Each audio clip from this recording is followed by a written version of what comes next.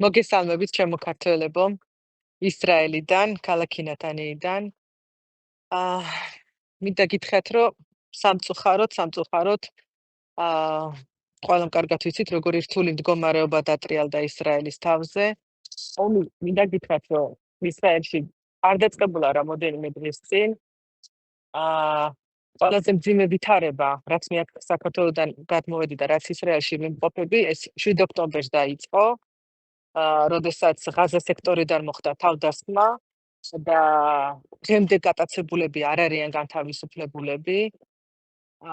და მის მერე ძალიან მძიმე, ძალიან რთული მდგომარეობაა ისრაელში და ყოველი დღე, ყოველი აქაური მოქალაქე არ აქვს მნიშვნელობა საიდან არის ჩამოსული საქართველოსთან თუ სხვა ქვეყნიდან, იბრძვის იმისთვის, ლოცულობენ, რომ დატყვევებულები გაანთავისუფლონ. რამოდენიმე დღის წინ რაც დაიწყო ეს ირანზე თავდასხმა, ეს არის საპასუხო თავდასხმა, ეს არის თავდაცვა ისრაელი ხალხის და მთლიანად მსოფლიოსი, რადგან ისრაელი ებრძვის ტერორიზმს და ტერორიზმი თავისთავად უნდა განადგურდეს. ძალიან დაძაბული სიტუაციაა და ასაკის მიუხედავად ყველა გაიწვიეს ჯარში, რათა დაიცვან ისრაელი.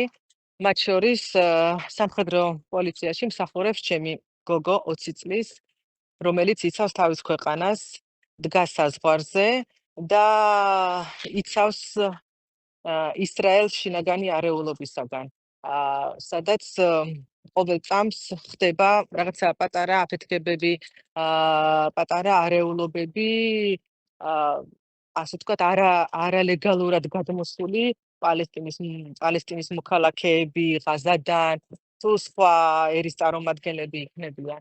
ჩემი ბიჭიც მოლოდინში არის, რომ გაიწევენ, რადგან ისიც მსახურობდა და შემიძლია ვთქვა, რომ ისრაელი ფეხზე დგას, სრულ მზადყოფნაში არის და მზად არის, რომ დაიცვას თითოეული მოქალაქის უფლება, სიცოცხლე და თავის გასწიროს თავისი ქვეყნისთვის.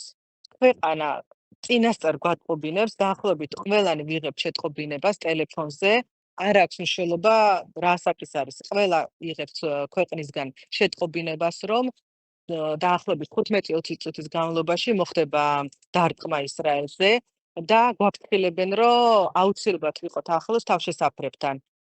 მის ყველა მობილიზდება, რა თქმა უნდა, მიდიან თავშესაფრებთან, არავინ არ ჩერდება ქუჩაში და შედიან თავშესაფარში და ამითი თავის უსაფრთხოებას იცავენ.